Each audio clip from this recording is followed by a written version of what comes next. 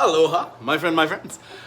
Today is the fourth one of these Music Mondays. I hope that you're following along. The last three kind of summed up what we're going to be doing on these Mondays for the foreseeable future till we change concepts.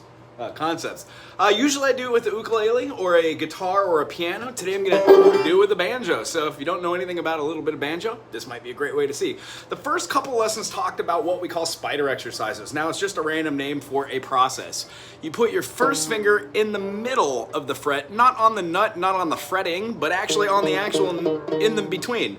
And then you take your second finger, do the same thing, third finger and fourth finger, just 4 frets. If you're playing something which is fretless, try to go in half steps or minor seconds. This way we won't be covering a whole bunch of ground. We're going to be sitting centrally close, and it's going to help you register one hand with the other hand. So if you think first finger on a banjo, the notes are, this is the high G. We also have a G right here, a D right here, and D right here. So when we're completely in tune, it makes a G major. That concept is very interesting, considering if we take a full chord and then move it up and just bar everything, that makes a G sharp. Then an A sharp or a B flat, B sharp, C sharp, D, so on and so forth. So for today, just to do a recap, our spider exercises, no matter what you do them with, take one finger, move it up the fretboard. On banjo, you can do the same thing that I tried to say with the ook and with the guitar, anything that has a fret, go 1, 2, 3, 4. I just don't like how that same note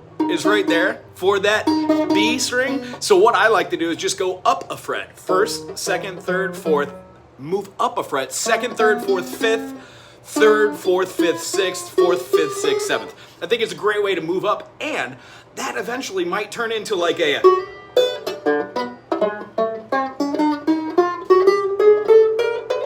some sort of run, because all those notes hypothetically are there chromatically.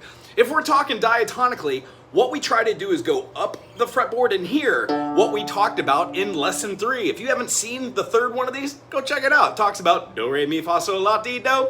When we use the second episode in here, number 2, it talks about teeter-tottering chords, which means if this is a G and you play it open and you can figure out that our first finger is going to go on the 3rd fret of the B string, our second finger is going to be going on the G string at the 4th fret, and then our third finger is going to play the lowest D string here at the 5th.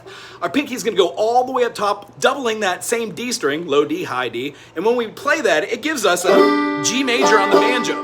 Now the concept is to be able to go G major, G major, G major, G major. What we're doing is we're going from one inversion to another, simply replacing the lowest note with something else that's already in that triad. If the word triad doesn't make sense, go back to episode 1. We're going to keep little reviews, but I want to keep these episodes short so you can get in, get out, learn a new thing or two, and then go about your day musically. So for today, try to use your first finger on your pluck-in hand and get that first leader finger really strong. When you do that, then get your second finger, your middle finger. Do the same thing you would do over here on your left hand, or whatever your playing hand is, if you're left-handed, the other hand, and then alternate between those 2 fingers between every other note. Essentially, going between 8th note, 8th note, 8th note. Eventually do that with the 2nd and 3rd, and dare I say, the 3rd and the 4th. Now on banjo, don't so much use that pinky. You do use the thumb, the index, the middle, and then our 4th finger, the ring finger, to do such things as rolls, where when we have that chord, we would do something like a...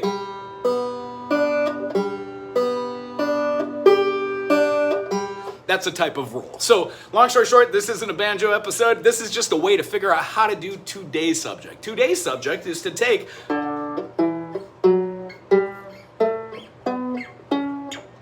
knowing that the instrument that you have, whatever string it is, say the string out loud, find out what sharps or flats are in that particular key, and then say them. Today is going to be, this is a low D string. So a D goes to an E, to an F sharp, to a G, to an A, to a B, to a C sharp, to a D. Knowing that there are now 2 sharps in there, the 3 to the 4 is a sharp, F sharp, and then the C sharp to a D as a resolution, that gives us our different notes for those actual chords. When we move up our structures, we have to make them minor for the chorus section. So I'm not going to do that on banjo today. You should be able to do that on your own instrument. And I would like to say next week when we reconvene, we're going to learn how to manipulate that scale that we talked about in episode 3 here, this episode, episode 4. And in episode 5, turn it into our first mode right after Ionian, which is what we worked on today. It's called Dorian. See you then. Aloha!